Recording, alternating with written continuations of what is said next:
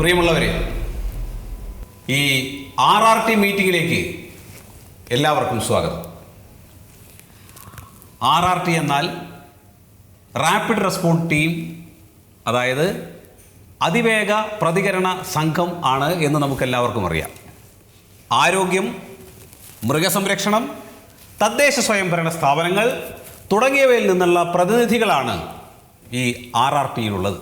നമ്മുടെ ജില്ലയിൽ ശ്രീ സുഗതൻ പ്രസിഡൻ്റായിട്ടുള്ള പഞ്ചായത്തിൽ പക്ഷികൾക്ക് പുറമെ മനുഷ്യരിലും ഈ ഏവിയൻ ഇൻഫ്ലുവൻസ അഥവാ പക്ഷിപ്പനി പിടിപെട്ടിട്ടുണ്ടോ എന്ന് സംശയിക്കേണ്ടിയിരിക്കുന്നു. ശ്രീ സുഗതൻ്റെ വാർഡിൽ തന്നെയുള്ള കോയ എന്ന് പറയുന്ന ഒരു മധ്യവയസ്കന് പക്ഷിപ്പനിയുടെ ലക്ഷണങ്ങൾ കണ്ടു തുടങ്ങിയിട്ടുണ്ട് എന്ന് നമുക്കറിയാം. ഞങ്ങളവിടെ പോയിരുന്നു, അദ്ദേഹത്തെ കണ്ടു. അദ്ദേഹത്തിൻ്റെ ത്രോട്ട് സ്വാബ് എടുത്ത് ബാംഗ്ലൂരിലെ ലാബിലേക്ക് അയച്ചു കൊടുത്തിട്ടുണ്ട്. അതിൻ്റെ റിസൾട്ട് സാർ ഇന്ന് കിട്ടുമെന്ന് തന്നെയാണ് ഞങ്ങൾ പ്രതീക്ഷിക്കുന്നത്. കോയയുടെ വീട്ടിലേക്ക് ഞങ്ങളും പോയിരുന്നു. കോയയുടെ കോഴിയുടെ സാമ്പിൾ എടുത്ത് ഭോപ്പാലിലേക്ക് അയച്ചിട്ടുണ്ട്. ഇതൊന്നും പറഞ്ഞ ജനങ്ങൾ വെറുതെ ഇരിക്കില്ല, അവരാകെ ഇളകി മറിഞ്ഞിരിക്കുകയാണ്. ഇപ്പൊ തന്നെ കോയെ ചുട്ടുകരിക്കണമെന്നാണ് ചിലർ പറയുന്നത്. അതെന്തിനാണ്? നമ്മൾ ജനങ്ങളെ ബോധവൽക്കരിക്കണം, അതാണ് വേണ്ടത്. പിന്നെ എല്ലാ കിണറ്റിലും പൊട്ടാസ്യം പെർമാഗ്നേറ്റും ബ്ലീച്ചിങ് പൗഡറും കലർത്താനുള്ള നിർദ്ദേശം കൊടുക്കണം. അതിനുള്ള നടപടി സ്വീകരിക്കണം. സാറേ, അതിനിപ്പം ബ്ലീച്ചിങ് പൗഡർ കിട്ടാനില്ലല്ലോ, ഭയങ്കര ക്ഷാമമാ. അതിന് കുറച്ച് ചോക്ക് പൊടിച്ച് കിണറ്റിലോട്ടം കിട്ടാൻ മതി. നമ്മൾ ആൾക്കാരുടെ ഇടയിൽ എന്തെങ്കിലുമൊക്കെ ചെയ്തു എന്ന് വരുത്തണം. മന്മഥൻ ആ പറഞ്ഞതിൽ കാര്യമുണ്ട്. ഈ പറഞ്ഞില്ല, പിന്നെ ഒരു കാര്യമില്ല. ആര് പറഞ്ഞു? നമ്മൾ എന്തെങ്കിലുമൊക്കെ ചെയ്യുന്നു എന്ന് ജനത്തിനെ ബോധ്യപ്പെടുത്തുകയെങ്കിലും വേണ്ടേ? ഒന്നും ചെയ്യാതിരിക്കുന്നതിന് നല്ലതല്ലേ എന്തെങ്കിലും ചെയ്യുന്നത്? അങ്ങനെയാണെങ്കിൽ അത് കൊള്ളും. കോഴിയെ വളർത്തുന്നവർ ആകെ വിഷമിച്ചിരിക്കുകയാണ്. അവർക്ക് കോഴിമുട്ട വിൽക്കാൻ പറ്റുന്നില്ല, എന്തിനെ കഴിക്കാൻ പറ്റുന്നില്ല. കഴിക്കാനോ? മുട്ടയും ഇറച്ചിയും നന്നായി വേവിച്ച് കഴിച്ചാൽ കുഴപ്പമില്ല എന്ന് നമ്മൾ ജനത്തിനെ പറഞ്ഞ് ബോധ്യപ്പെടുത്തണം. ബോധവൽക്കരണ പരിപാടികൾ സംഘടിപ്പിച്ച് നമ്മൾ തന്നെ അതിനുള്ള ഒരു വഴി ഒരുക്കണം. പുഴുങ്ങിയ മുട്ടകൾ തിന്ന് അതിന് നമുക്ക് ഇന്ന് തന്നെ തുടക്കം കുറിക്കാം. ഈ മുട്ട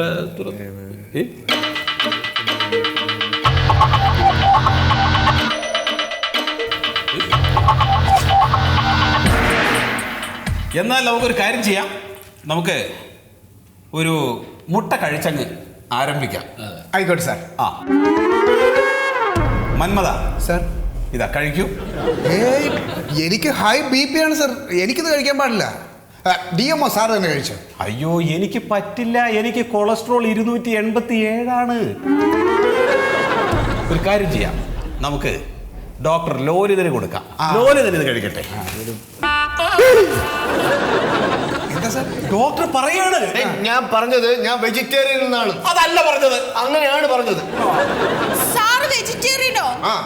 ഇന്നലെ മട്ടൻ ബിരിയാണി കഴിച്ചല്ലോ. അത് ഇന്നലെ അല്ലേ, ഇന്ന് രാവിലെ മുതൽ ഞാൻ വെജിറ്റേറിയൻ ആണ്. എന്നാൽ മണ്ടോദരി കഴിക്കട്ടെ. എന്നാ മട്ടോദരി കഴിക്കട്ടെ. അല്ല, എന്റെ മുഖത്ത് കുരു വരും. അയ്യോ, എന്നാ പിന്നെ ആരെങ്കിലും ഒരാൾ കഴിച്ച് കാണിക്കണ്ടേ? നമുക്കൊരു കാര്യം ചെയ്യാം, നമ്മുടെ ജനപ്രതിനിധിയും പഞ്ചായത്തിന്റെ ഗൃഹനാഥനുമായിട്ടുള്ള ശ്രീ സുഗതൻ സാറിന് നമുക്ക് മുട്ട കൈമാറാം. പറയട്ടെ, അല്ല, ഒരു പഞ്ചായത്ത് പ്രസിഡന്റിന് പനി വന്നാൽ ഈ പഞ്ചായത്തിന് മുഴുവൻ പനി വന്ന പോലെയാണ്. അതുകൊണ്ട് പറ്റില്ല. താൻ കഴിക്കും. എന്റെ സാറേ, എനിക്ക് മുട്ട ഇഷ്ടമൊക്കെയാണ്, പക്ഷേ ഈ വെയിറ്റ് കൂടുതൽ കാരണേ ഡയറ്റിങ്ങിന്റെ ഭാഗമായിട്ട് ഞാൻ ഇതെല്ലാം നിർത്തിയിരിക്കുക, അതുകൊണ്ടാണ്. എന്നാ പിന്നെ വെയിറ്റ് കുറഞ്ഞ ബാലേട്ടൻ കഴിക്കും. അയ്യോ, എനിക്ക് കഴിക്കില്ല. എന്നാ പിന്നെ ഇത് ആര് കഴിക്കും?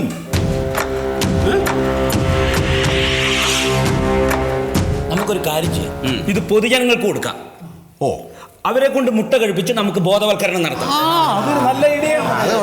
നോക്കിക്കോ, ഞാൻ പ്രതിപക്ഷത്തിന്റെ വായടപ്പിക്കും. ഒരു സെക്കൻഡ്. ഹലോ, വന്നോ? റിസൾട്ട് വന്നോ? പറയൂ.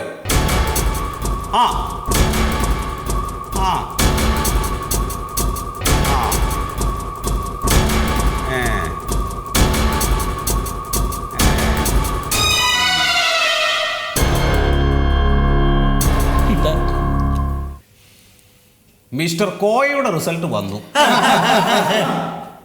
അദ്ദേഹത്തിന് ജലദോഷവും ഉണ്ട്. പക്ഷിപ്പനിയുടെ ലക്ഷണങ്ങൾ തീരെയില്ല. ഏതായാലും നമ്മുടെ ഈ പ്രദേശത്ത് പക്ഷിപ്പനിയുള്ളവരില്ല എന്നുള്ളതിൽ നമുക്ക് സന്തോഷിക്കാം. എന്താ പ്രസിഡന്റ് ആലോചിക്കുന്നത്?